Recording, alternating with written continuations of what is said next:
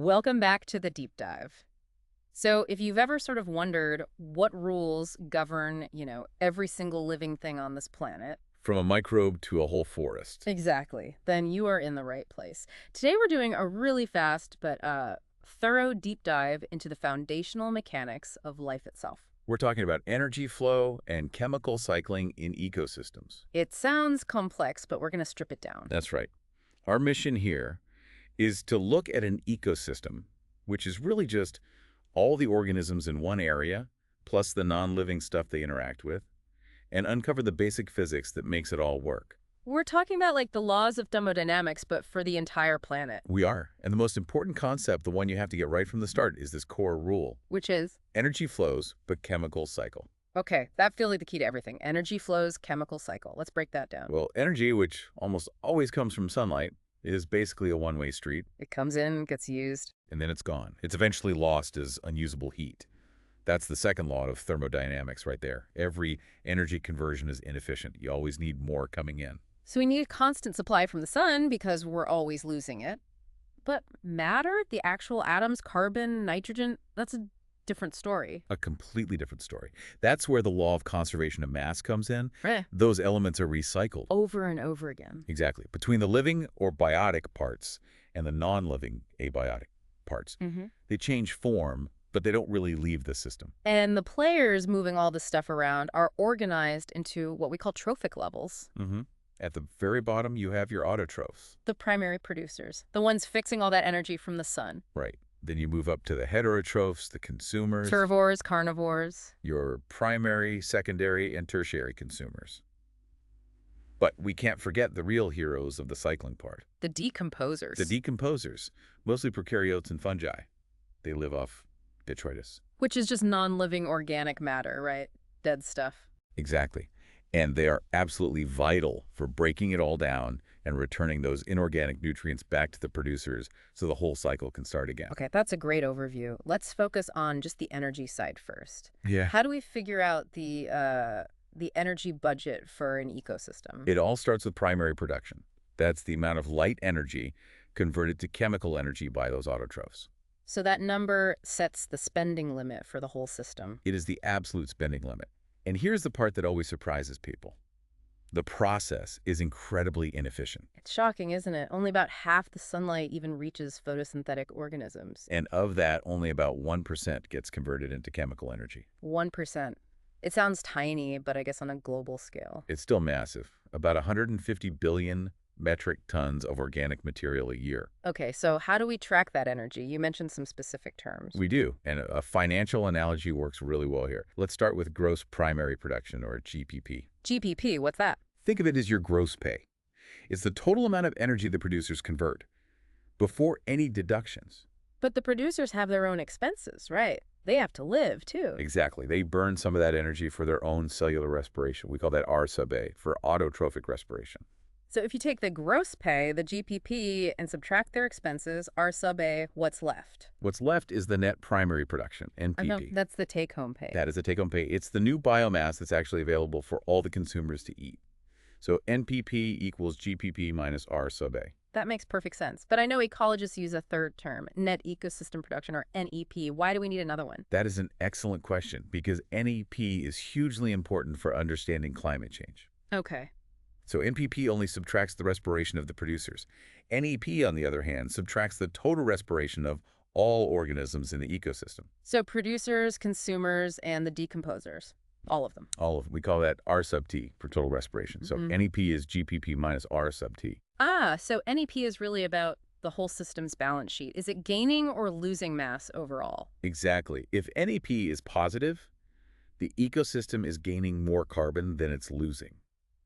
It's a carbon sink. Then if it's negative. It's losing more carbon than it's taking in. It becomes a carbon source.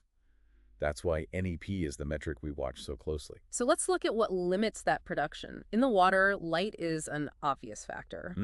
It limits everything to the top photic zone. But often, the real bottleneck is nutrients. Nitrogen and phosphorus, usually. Almost always. Yeah. There was an experiment off Long Island that showed adding nitrogen caused a huge phytoplankton bloom, but adding phosphorus did nothing. So nitrogen was the limiting factor there. It was the key missing ingredient. And sometimes, in really vast, clear parts of the ocean, like the Sargasso Sea, the limiting factor can be a tiny micronutrient. Like iron. Like iron. It's Yeah. wild. But then you have places with upwelling where deep, nutrient-rich water comes to the surface, and those are production hotspots. But if we add too many nutrients ourselves from, say, farm runoff, that's eutrophication.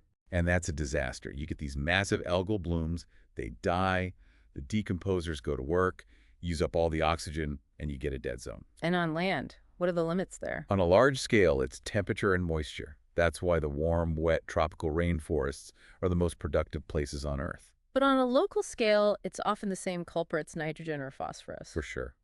There was this fascinating study with Arctic foxes on islands. The foxes ate the seabirds, Good. which meant less bird guano, which was the main source of nitrogen and phosphorus for the island's plants. Oh, wow. So what happened? The whole ecosystem shifted. The lush grasslands disappeared and were replaced by much slower-growing, less productive tundra plants. All because the nutrient cycle was broken. And that connects right back to climate change and NEP. It does. We're seeing hotter droughts, stress forests, which leads to more wildfires and insect outbreaks, like the mountain pine beetle. All that tree death pushes a forest that was a carbon sink toward becoming a carbon source. And it's already happening in some places. It is. The Alaskan tundra has already flipped. It's gotten warm enough that microbial respiration has sped up so much that the tundra is now releasing more carbon than it absorbs. It's a net carbon source. That is a deeply alarming shift. Okay, so now we know how much energy is available. Yeah. The NPP, let's follow it up the food chain. We're talking about secondary production now. Right. The energy that heterotrophs, the consumers, convert into their own new biomass. And globally, herbivores only eat about 1/6 of all plant production. Only a sixth? What happens to the rest? It goes directly to the decomposers. But for the energy that is eaten, we can measure its efficiency. We call it production efficiency, or PE. Okay, let's use that classic caterpillar example to make this clear. Perfect. So a caterpillar eats a leaf and assimilates, say, 100 joules of energy. Yep. But it has to live, so it immediately burns 67 of those joules just for its own respiration. So only 33 joules are left. Only 33 joules are left to be turned into more caterpillar for growth and reproduction.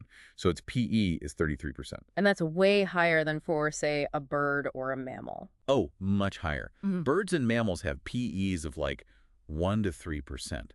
They burn a ton of energy just staying warm. They're spending almost everything on internal climate control. They are. Insects and microbes, because they're ectotherms, don't have that huge overhead. Their PE can be 40% or more. Now, zooming out to the whole food chain, we talk about trophic efficiency, or TE. And KE is always much lower than PE. It's the percentage of production transferred from one level to the very next. On average, it's only about 10%. The famous 10% rule, so a 90% loss at every single step. A 90% loss. And that has one huge consequence. It limits how long a food chain can be. Exactly. By the time you get to a tertiary consumer, they're only getting maybe 0.1% of the original energy from the producers. But you can't support many levels above that. That's why energy pyramids always get narrow so fast. And biomass pyramids usually look the same, right? A big base of producers at the bottom. Usually. But I think you know the famous exception. The inverted pyramid. In some aquatic systems. Yeah. How does that work? I mean, how can the consumers possibly weigh more than the producers they're eating? It seems to violate the rules. It's a great question because it highlights the difference between biomass at one moment in time and productivity over time. Okay. In a place like the English Channel, the zooplankton, the consumers, can have a greater standing biomass than the phytoplankton they eat. So at any given moment, the zooplankton are heavier than their food source. Yes, but, and this is the key, the phytoplankton reproduce so incredibly fast, they have a very high production rate, they might be tiny and short-lived, but they're generating a massive amount of energy over time. Ah, so they can support a larger, slower-growing population of zooplankton. Exactly. The energy pyramid is still bottom-heavy. It has to be. It's only the snapshot of biomass that looks inverted. That makes so much more sense. And this whole efficiency principle explains why our food choices matter so much. Absolutely. Because of that low trophic efficiency, agriculture can feed way more people on less land if we eat as primary consumers. Eating plants directly. Right. Rather than eating as secondary consumers, feeding those plants to livestock first, which loses 90% of the energy before we even get to it. Okay, we've covered the one-way flow of energy. Now let's switch to the other side of that core rule. The cycling of chemicals. And the speed of that cycling is all controlled by one thing: Hmm. decomposition. How fast things rot. Basically, yes. In a warm, wet, tropical rainforest, a leaf might decompose in a few months. In a cooler, temperate forest, it could take 4 to 6 years. And that speed in the tropics leads to that classic paradox about tropical soils, Nice right? does. You'd think they'd be super rich. But because decomposition is so fast, nutrients get taken up by plants almost immediately. There's very little organic matter just sitting in the soil. So most of the nutrients are actually locked up in the living things, like the trees. Precisely. The soil itself can be surprisingly nutrient poor. Now, to map how these chemicals move, ecologists use a model with 4 general reservoirs. Right. You can think of it as Reservoir A, available organic material, living things. B is unavailable organic material like fossil fuels. C is available inorganic material, air, water, soil. And D is unavailable inorganic material like minerals locked in rocks. Okay, let's walk through the big 4 cycles, starting with water and carbon. The water cycle is pretty straightforward. It's driven by the sun, causing evaporation, condensation, and precipitation. And plants play a huge role with transpiration. 97% of the water is in the oceans. And the carbon cycle. That's driven by the relationship between photosynthesis and respiration. CO2 moving from the atmosphere into plants and then being released back. Its main long-term storage is in rocks, but the atmospheric CO2 is what we're all focused on now. And that's where the human impact is so huge. By burning fossil fuels, we're taking carbon from that unavailable reservoir B and pumping it directly into the available reservoir C, the atmosphere. Right, upsetting the whole balance. Next up is nitrogen. That one's tricky. It is, because the main reservoir is the atmosphere, which is 80% N2 gas, but most organisms can't use it in that form. So it needs to be fixed. Exactly. The key process is nitrogen fixation, done by certain bacteria that can convert that N2 into usable forms like ammonium or nitrate. And our impact there. Our industrial production of nitrogen fertilizer now fixes more nitrogen than all natural processes on land combined. We've hijacked the cycle. Wow.